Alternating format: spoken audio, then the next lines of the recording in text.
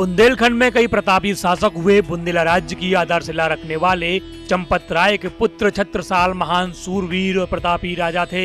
छत्रसाल का जीवन मुगलों की सत्ता के खिलाफ संघर्ष और बुंदेलखंड की स्वतंत्रता स्थापित करने के लिए जूझते हुए निकला। महाराजा छत्रसाल अपने जीवन के अंतिम समय तक आक्रमणों से जूझते रहे।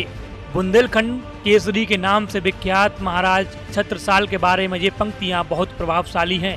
इत यमुना उत नर्मदा इत चम्बल उत टॉन्स, छत्रसाल सोलरन की रही न काऊ हॉन्स। वीर छत्रसाल ने मुगलों से कुल 52 युद्ध लड़े और मुगलों के सैकड़ों ठिकाने तबाह किए। औरंगजेब के 10 से ज्यादा बड़े विश्वसनीय मनसबदार सैन्य अधिकारियों को काट डाला। बुंदेलखंड में मुगल आने से डरने लगे थे। ये शिवाजी को अपना आदर्श मानते थे। शिवाजी से स्वराज का मंत्र लेकर सन 1670 में छत्रसाल वापस अपनी मातृभूमि लौटे, परंतु तत्कालीन बुंदेल भूमि की स्थितियां बिल्कुल भिन्न थीं। अधिकांश रियासतदार मुगलों के मनसबदार थे। छत्रसाल के भाई बंधु भी दिल्ली से भिड़ने को तैयार नहीं थे। स्वयं उनके हाथ में धन संपत्ति कुछ नहीं था। दतिया नरेश शुभकरण ने छत्रसाल का सम्मान तो किया, पर बादशाह से बैर न करने की सलाह ही दी। ओरछा नरेश सुजान सिंह ने अभिषेक तो किया, पर संघर्ष से अलग रहे। छत्रसाल के बड़े भाई रतन शाह ने साथ देना स्वीकार नहीं किया। तब छत्रसाल ने राजाओं के बजाय जनोमुखी होकर अपना कार्य प्रारंभ किया। कहते हैं उनके बचपन के साथी महाबली तेली ने उनकी धरोहर थोड़ी सी पैतृक संपत्ति के रूप में वापस की, जिससे छत्रसाल ने 5 घुड़सवार और 25 पैदलों की छोटी सी सेना तैयार कर सन 1671 के शुभ मुहूर्त में औरंगजेब के विरुद्ध विद्रोह का बिगुल बजाते हुए स्वराज्य स्थापना का बीड़ा उठाया। धीरे धीरे बुंदेलों की कीर्ति चारों ओर फैलने लगी।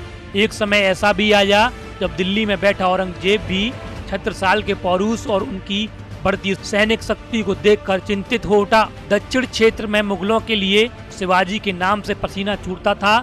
शिवाजी ने कहा, छत्रसाल तुम बुंदेलखंड में जाकर वहां की देखभाल करो। छत्रसाल शिवाजी से मंत्रणा करके बुंदेलखंड क्षेत्र में मुगलों को परास्त कर अपना शासन चलाते रहे।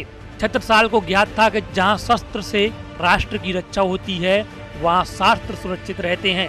छत्रसाल ने पहला युद्ध अपने माता पिता के साथ विश्वासघात करने वाले सहरा के धंधेरों से किया। हासिम खां को मार डाला और सिंरौंज एवं तिबरा लूट डाले गए। लूट की सारी संपत्ति छत्रसाल ने अपने सैनिकों में बांटकर पूरे क्षेत्र के लोगों को उनकी सेना में सम्मिलित होने के लिए आकर्षित किया। कुछ ही समय में छत्रसाल की सेना में भारी वृद्धि होने लगी और उन्होंने धमौनी, मेहर, बांसा और पबाया आदि जीतकर कब्जे में कर लिए। ग्वालियर खजाना लूटकर सूबेदार मुनव्वर खां की सेना को पराजित किया। बाद में नरवर भी जीता। छत्रसाल के राष्ट्र प्रेम, वीरता और हिंदुत्व के कारण छत्रसाल को भारी जन समर्थन प्राप्त था। छत्रसाल ने एक विशाल सेना तैयार कर ली। इसमें 72 प्रमुख सरदार थे। बसिया के युद्ध के बाद मुगलों ने छत्रसाल को राजा की मान्यता प्रदान की थी।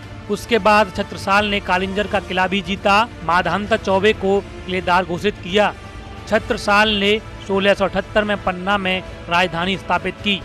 हमारे YouTube चैनल को सब्सक्राइब और फेसबुक पर लाइक करने के लिए देखते रहिए शौर्य गाथा आरंभ नए युग का।